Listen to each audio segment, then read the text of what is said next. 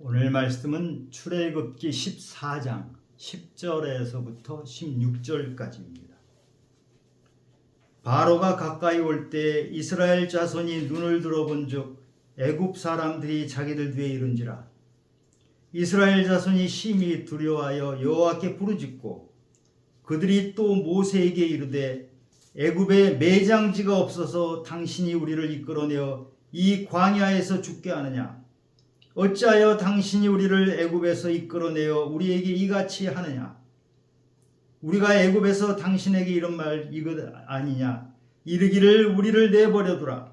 우리가 애굽 사람을 섬길 것이라 하지 아니하더냐? 애굽 사람을 섬기는 것이 광야에서 죽는 것보다 낫겠노라. 모세가 백성에게 이르되 너희는 두려워하지 말고 가만히 서서 여호와께서 오늘 너희를 위하여 행하시는 구원을 보라. 너희가 오늘 본 애굽 사람을 영원히 다시 보지 아니하리라. 여호와께서 너희를 위하여 싸우시리니 너희는 가만히 있을지니라. 여호와께서 모세에게 이르시되 너는 어찌하여 내게 부르짖느냐?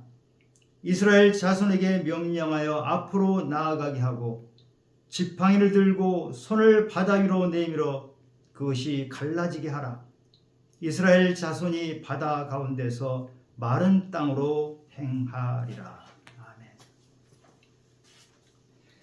살다 보면 앞에도 막혀 있고 뒤에도 막혀 있고 돌아가는 길도 없고 이렇게 사방이 꽉꽉 막혀 있을 때가 있습니다. 사면초가라고 하죠. 그런데 내 마음대로 내 멋대로 살아온 것도 아니고 하나님이 인도하시는 대로 따랐는데도 이런 일이 일어날 때 정말 어떻게 해야 될지 너무 당황스럽고 어떻게 해야 될지 알 수 없는 때가 있습니다. 오늘 본문은 이스라엘 백성들이 애굽을 탈출해서 가나안을 향하고 가고 있다가 생긴 일입니다.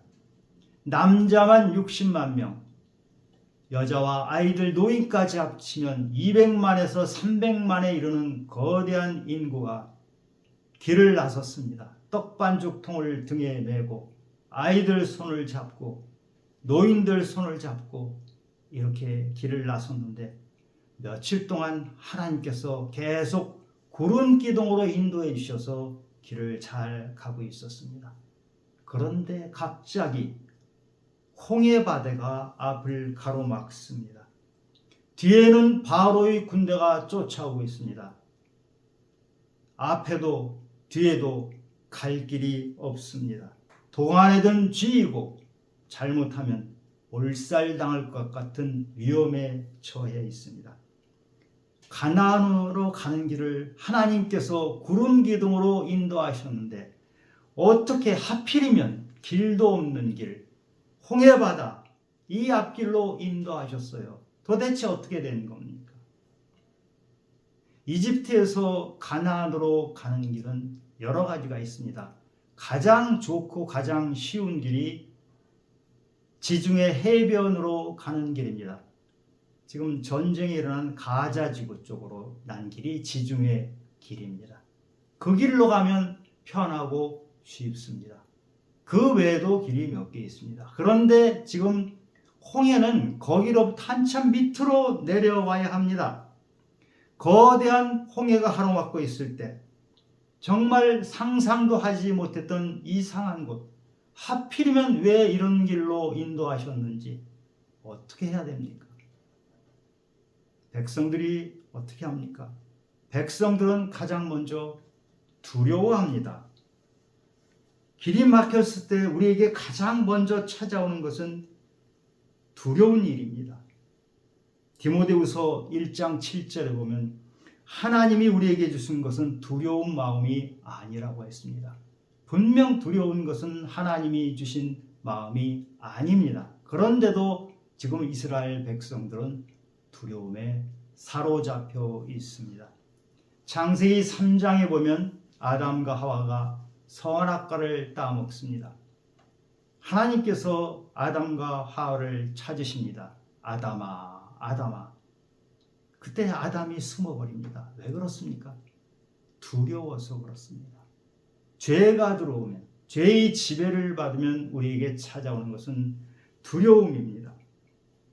베드로가 예수님이 물 위를 걸으시니까 자기도 따라서 물 위를 걷습니다. 그런데 갑자기 물속으로 빠져들어갑니다. 왜 그렇습니까? 두려움에 사로잡혀서 그렇습니다. 예수님을 바라볼 때는 바다 위를 걸었어요. 그러나 파도를 바라보니까 두려움에 사로잡혀서 물속으로 빠져들어갔습니다. 길이 막혔을 때는 하나님을 바라보아야 합니다. 그런데 홍해를 바라보고 문제를 바라보고 나를 괴롭히는 것에 사로잡혀 있으면 우리는 앞으로 나갈 수가 없습니다. 두려우면 자신감이 없어집니다. 온 몸이 얼어붙어 버립니다. 지금 이스라엘 백성은 그런 상황입니다. 두 번째로 이스라엘 백성들은 모세를 원망합니다. 11절에 보니까 그들이 또 모세에게 이르되 애굽에 매장지가 없어서 당신이 우리를 이끌어내어 이 광야에서 죽게 하느냐? 어찌하여 당신이 우리를 애굽에서 이끌어내어 우리에게 이같이 하느냐?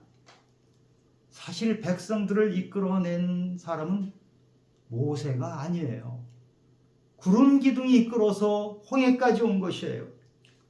그런데도 백성들은 모세에게 당신이 그랬어. 당신이 우리를 죽을 곳으로 끌고 왔어. 이렇게 모세를 원망합니다. 왜 그렇습니까? 백성들은 하나님을 바라보지 못하고 사람만 바라봅니다. 자기들의 지도자인 모세만 바라보고 원망을 하고 있습니다. 사실 모세는 이때 나이가 80세입니다. 무슨 능력이 있습니까? 모세에게 하나님이 나타나셔서 너 이스라엘 백성을 이끌어라 할 때 모세가 뭐라고 합니까? 저는 못합니다. 다른 사람 대신 보내세요. 저는 정말 못합니다. 몇 번이나 못하겠다고 하는 모세를 하나님께서 지팡이가 뱀이 된 기적을 베풀어 주시고 이런 기적을 보여주시면서 내가 너와 함께 할 것이다. 네가 아니라 내가 이끈다. 이러셔서 모세를 앞에 나서게 하셨는데 지금 백성들은 모세만 원망하고 있습니다. 하나님을 보지 못하기 때문에 그렇습니다. 사람을 보면 거기에선 답이 없습니다. 사람을 보면 사람에게서 우리가 원하는 것을 구할 수 없습니다. 문제가 있을 때, 길이 막혔을 때 절대로 사람을 보지 마시기 바랍니다. 사람 믿지 마시기 바랍니다. 사람은 신뢰의 대상이 아닙니다. 하나님을 놓치고 사람을 보면 원망할 것밖에 없습니다. 백성들은 세 번째로 후회하면서 과거로 돌아가려고 합니다. 12절에 보니까 우리가 애굽에서 당신에게 이른 말이 이것이 아니냐? 이르기를 우리를 내버려 두라. 우리가 애굽 사람을 섬길 것이라 하지 아니하더냐? 애굽 사람을 섬기는 것이 광야에서 죽는 것보다 낫겠노라. 우리가 그동안 애굽 사람 잘 섬기면서 살았어. 근데 왜 갑자기 우리를 이렇게 광야로 이끌고 오냐? 이렇게 불만을 합니다. 그런데 사실은 이스라엘 백성들은 노예 생활이 지긋지긋해서 물론 모세가 가자고 했지만 따라 나선 것 아닙니까? 노예 생활 벗어나려고 따라 나선 사람이에요. 그런데 막다른 길이 막고 있으니까 떠나온 것을 후회합니다. 노예로 가는 게 차라리 낫다고 합니다. 차라리 노예로 가서 섬기며 사는 게 낫다. 이렇게 말을 합니다. 살다 보면 앞길이 꽉 막혀서 난관에 처할 때가 분명히 있습니다. 이럴 때 이스라엘 사람들처럼 차라리 옛날로 돌아가자, 과거로 돌아가자, 노예로 사는 게 차라리 낫겠다. 이렇게 하면 난간을 헤쳐나갈 수가 없습니다. 그 자리에서 앞으로 한 발짝도 나가기 어렵습니다. 이스라엘 백성들은 막다른 길에 닥쳤을 때 두려워했어요. 후회했어요. 원망했어요. 실패한 사람들이 공통적으로 가지고 있는 모습입니다. 우리 안에 이런 실패의 요인이 있습니다. 이것을 극복하지 않으면 앞으로 나아가지를 못합니다. 옛사람을 벗어버리고 새 사람을 입어야 할 텐데 자꾸 옛사람이 되려고 뒤를 돌아보고 과거로 돌아가려고 합니다. 이것이 우리 안에 들어있는 실패의 모습입니다. 지금 홍해길이 딱 막혔을 때 가장 어려운 사람이 누굽니까? 사실 모세예요. 모세가 지금 200만 명 이상 된 사람을 이끌고 지도자로 가고 있잖아요. 그런데 모세는 아까 말씀드린 것처럼 호렙산에서 하나님께서 모세야 모세야 네가 너희 민족을 이끌고 가나안까지 가라 할 때 저는 못합니다. 저는 입술이 뻣뻣해요. 제가 무엇을 하겠습니까? 차라리 다른 사람을 보내주세요. 이렇게 못하겠다고 하는 그 모세에게 하나님께서 내가 너와 함께 할 것이다. 이렇게 말씀하셔서 길을 나선 거예요. 하나님이 다 이끌어준다고 해서 가는 거예요. 그런데 구름길로 인도하시는 하나님이 지금 인도하시는 그 길은 모세의 경험으로 봐서는 정말 이상한 길이에요. 모세는 미디안 광야에서 40년을 양치기 하면서 살았잖아요. 광야길을 많이 알아요. 그래서 이집트에서 가나안까지 가는 길이 지중해변길이 있지만 그 길 말고도 바로 밑에 또 가는 길들이 있어요. 그 길이 있는 걸 분명히 아는데 하나님께서 홍해로 밑으로 한참 떨어진 곳으로 이끌지만 모세는 하나님 말씀에 순종하면서 따르면서 왔습니다. 그런데 막상 와보니 그것이 막다른 홍해길이에요. 이게 아닌데 모세가 얼마나 속으로 되뇌겠습니까? 하나님이 함께 하시겠다고 하셨고 하나님이 분명히 가나안까지 이끌겠다고 하셨는데 홍해가 가로막혔으면 도대체 내가 그동안 순종해서 왔는데 하나님 순종한 결과가 이것이란 말입니까? 얼마나 마음속으로 그런 게 있을 수 있겠어요? 더군다나 모세는 백성들을 설득해서 데려온 거예요. 백성들이 노예 생활이 지긋지긋하다고 하면서도 길을 떠나기 싫어하는 그 백성들을 모세가 설득해서 데려왔는데 홍해 백성들을 죽음의 길로 이끈 것 같은 자책감이 있을 수밖에 없어요. 그런데 모세가 어떻게 하나 볼까요? 모세는 백성들과 달랐어요. 백성들은 두려워했고 원망했고 후회했어요. 그러나 모세는 믿음의 사람이기 때문에 두려워하지 않았어요. 13절에 보니까 모세가 백성에게 이르되 너희는 두려워하지 말고 가만히 있어서 여호와께서 오늘 너희를 위하여 행하시는 구원을 보라. 너희가 오늘 본 애굽 사람을 영원히 다시 보지 아니하리라. 백성들에게 두려워하지 말라고 격려합니다. 모세도 사람인데 왜 두려움이 없겠습니까? 파도치는 바다를 보고 왜 모세가 당황하지 않았겠습니까? 그러나 모세는 그 순간 파도를 바라보는 것이 아니고 하나님을 바라봤습니다. 하나님이 행하시는 구원을 보았어요. 막다른 길에서도 모세는 믿음을 잃지 않고 하나님의 약속을 믿었기 때문에 하나님이 분명히 가나안으로 인도하겠다는 약속을 하신 것을 믿었기 때문에 두려워하지 않았습니다. 다윗이 골리앗 앞에 설 때 다윗이 두려워하지 않았어요. 상대방은 키가 2m 80이 넘는 거인입니다. 그 거인 앞에서 다윗이 뭐라고 합니까? 너는 칼과 창으로 나오지만 나는 이스라엘 하나님의 이름으로 나아간다. 전쟁은 하나님께 속한 것이다. 이러면서 겁도 없이 그 거인 골리앗 앞으로 달려갑니다. 내 자신을 메뚜기 같다고 생각하면 우리는 이길 수가 없습니다. 그러나 하나님이 나와 함께 하신다.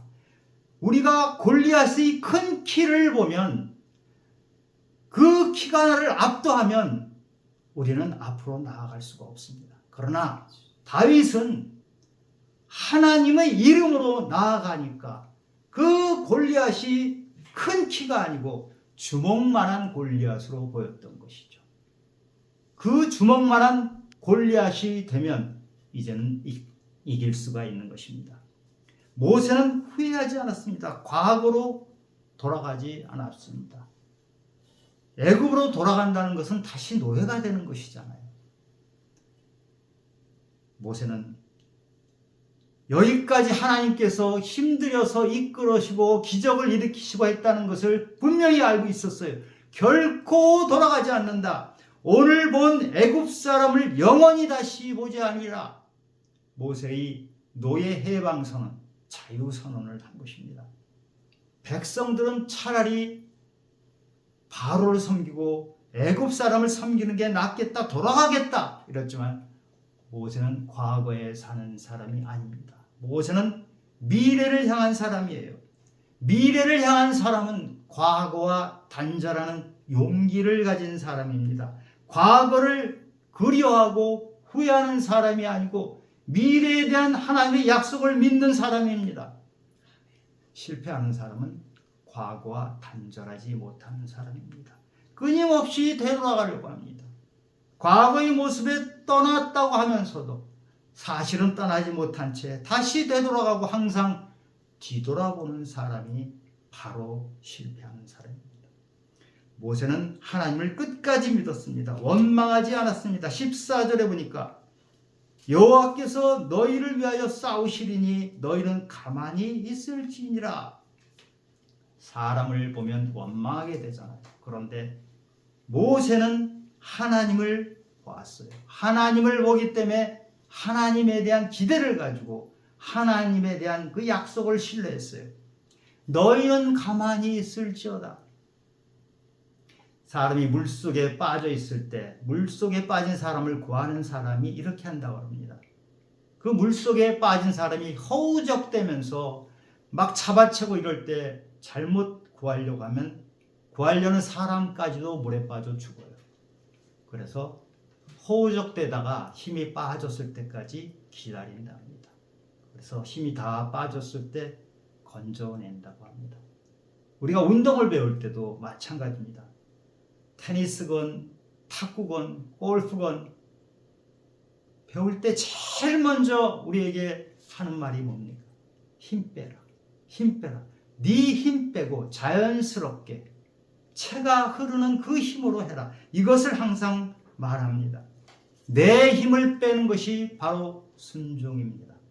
막다른 길에서 내 힘을 빼고 하나님을 의지하는 것, 그것이 바로 순종입니다. 모세는 순종하는 사람이었습니다.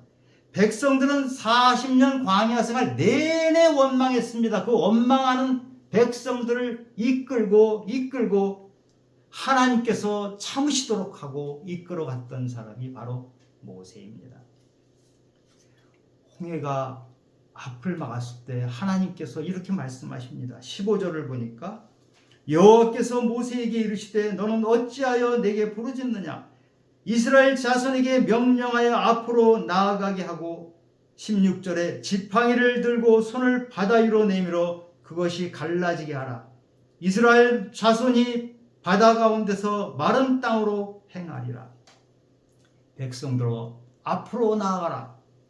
모세야 지팡이를 내밀어라. 너희가 한 번도 겪어보지 못한 일을 겪도록 할 것이다. 너희들이 상상도 하지 못할 일을 내가 펼치리라. 하나님이 이렇게 말씀하시고 나서 홍해 한가운데로 길을 내십니다. 백성들이 그 길을 지나갑니다. 상상도 못할 일이 일어났습니다. 그것만이 아닙니다. 애국 군대가 뒤따라오는데 그 애국 군대를 다 물속에 잠기도록 해서 수장을 해버립니다. 가나안으로 가는 길을 열어주신 하나님께서는 뒤따라오는 애굽 군대를 다 끊어버리셔서 뒤돌아보지 않고 앞을 보면서 계속 갈 수 있도록 다 길을 이렇게 인도하셨습니다.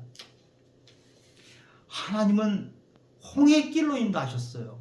길도 없는 곳으로 인도하셔서 거기서도 길을 내주십니다.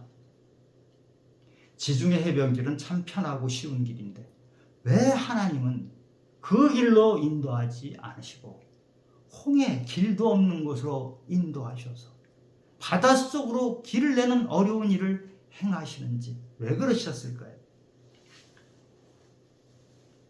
평하고 쉬운 지중해 길은 언제든지 앞으로 갈 수 있고 쉽게 가는 만큼 언제든지 뒤로 돌아올 수 있습니다. 자기가 원하는 때 언제든지 갈 수 있고 자기가 원하는 때 언제든지 뒤로 돌아올 수 있습니다. 내 힘으로 다 할 수 있습니다. 내가 주인입니다. 하나님을 전혀 의지할 필요가 없습니다. 하나님을 만나지 않고 내 힘으로 다 하더라도 괜찮습니다. 내가 마음대로 할 수 있는 그런 것이 바로 편하고 쉬운 길입니다. 그러나 홍해길은 다릅니다. 길이 막혔습니다. 내가 할 수 있는 일이 아무것도 없습니다. 너희는 가만히 있어라. 내가 할 것이다. 하나님께서 이렇게 말씀하시는 것입니다. 내 마음대로 가지도 못하지만 내 마음대로 뒤로 돌아가지도 못합니다. 내가 마음대로 할 수 있는 것이 하나도 없습니다. 하나님께서 인도하지 않으시면 나는 그대로 그 자리에서 아무것도 할 수 없는 것이 바로 홍해길입니다. 왜 홍해길로 인도하셨냐고요? 내가 전능한 하나님이라는 것을 너희들이 알아라. 전능한 하나님을 너희가 의지했을 때 너희는 아무것도 할 수 없다고 너희는 항복한다고 할 때 내가 일을 한다. 너희는 나의 전능함을 체험해라. 이사야 43장 19절에 보면 보라 내가 새 일을 행하리니 이제 나타낼 것이다. 너희가 그것을 알지 못하겠느냐. 내가 광야의 길을 사막의 강을 내리니 창조주 하나님 전능하신 하나님은 우리의 주인 되십니다. 그러나 우리는 그것을 잊고 있을 때가 너무나 많아요. 그것을 확인시켜 주시는 일이 홍해로 우리를 몰아가시는 것입니다. 그리고 하나님은 홍해 앞에서 나는 너희를 끝까지 사랑한다. 너희를 구원하려고 한다. 이 메시지를 우리에게 주시는 것입니다. 이 하나님을 신뢰하는 법을 길을 여시는 하나님을 신뢰하고 따르는 것을 우리들에게 가르쳐 주시는 것입니다. 홍해 막다른 길에서 우리가 할 수 있는 일은 아무것도 없습니다. 기도하며 하나님을 찾으며 함께 하시는 하나님께서 길을 여신다는 기대를 하면서 하나님의 의지하고 하나님을 신뢰하는 것입니다. 하나님, 내가 할 수 있는 것이 아무것도 없습니다. 이때 하나님께서 일을 시작하십니다. 백성만이 아니고 바로에게도 내가 이 세상의 주인이다 하는 것을 보여주십니다. 하나님이 주인이십니다. 이 세상을 주관하는 바로도 주인이 아니고 나도 주인이 아니고 하나님이 주인이신 것을 깨달으라고 홍해 앞으로 몰아가신 것입니다. 그런데 이스라엘 백성들은 어떻게 합니까? 홍해가 갈라지는 놀라운 체험을 했습니다. 그런데도 이스라엘 백성들은 여전히 두려워하고 여전히 원망하고 여전히 후회했습니다. 하나님이 반석을 갈라서 물을 주시고 하늘에서부터 만나가 와서 우리가 일용할 양식을 해결해 주시는 그것을 보면서도 여전히 하나님을 신뢰하지 못했습니다. 왜 그렇죠? 430년이나 노예살이 하던 그 노예 근성을 빼지 못해서 하나님이 주인이라는 것을 잊어먹은 430년 동안 있던 그 습관을 버리지 못해서 40년 내내 하나님을 신뢰하지 못하고 원망하고 불평하던 이 백성들은 결국 가나안에 들어가지 못합니다. 한 세대가 지나서 아들 세대, 그때 돼서야 하나님이 주시는 율법을 다시 한번 듣고, 그것이 신명기죠. 그리고 나서 가나안으로 들어갑니다. 이것이 우리의 모습 아닙니까? 이스라엘 백성들이 노예 근성을 빼내는데 40년이 걸렸어요. 자기 때에 끝내지도 못하고 자손 세대에 가서야 노예 근성이 빠져서 진정한 자유인이 되는 그런 것을 우리가 보게 됩니다. 우리가 인생을 살다 보면 길이 막힐 때가 여러 번 있습니다. 우리가 알건 모르건 그때마다 하나님께서 길을 뚫어 주십니다. 그런데도 우리는 여전히 하나님을 신뢰하지 못하고 여기까지 인도해 주신 분이 바로 하나님이신데, 내가 이 자리에 서 있는 것이 하나님이신데, 오늘 아침에 내가 밥을 먹을 수 있는 것이 하나님의 은혜인데, 어젯밤에 편안히 잘 수 있었던 것이 하나님의 은혜인데, 그것이 기적인데, 그것을 깨닫지 못하고 여전히 원망하고 불평하고 후회하고 내일 일을 두려워하는 것이 우리 모습입니다. 하나님은 오늘 홍해를 통해서 우리에게 말씀하십니다. 내가 전능자다. 나를 신뢰하라. 모세처럼 두려워하지 않고 원망하지 않고 후회하지 않고 사는 법을 우리에게 가르쳐 주시는 것입니다. 길이 막혔을 때 하나님을 바라보시기 바랍니다. 하나님은 홍해도 뚫어내시는 분이십니다. 우리 인생의 홍해도 분명히 하나님이 뚫어주십니다. 그러나 하나님이 우리에게 원하시는 것은, 나는 길을 뚫을 때 너희 마음의 길도 함께 뚫어서 그 너희 마음속에 막혀있는 것, 너희 마음속에 원망하는 것, 너희 마음속에 실망하고 불평하는 것 다 버리고 나에 대한 기대, 나에 대한 소망을 가지라. 오늘도 우리 앞에는 홍해가 또 놓입니다. 막다른 길에 또 우리는 처할 수 있습니다. 그때 하나님께서 내가 너희에게 홍해를 뚫은 것처럼 너희 인생을 뚫어줄 터이니 너희는 가만히 있어 나의 약속을 기대하고 나의 약속을 믿어라.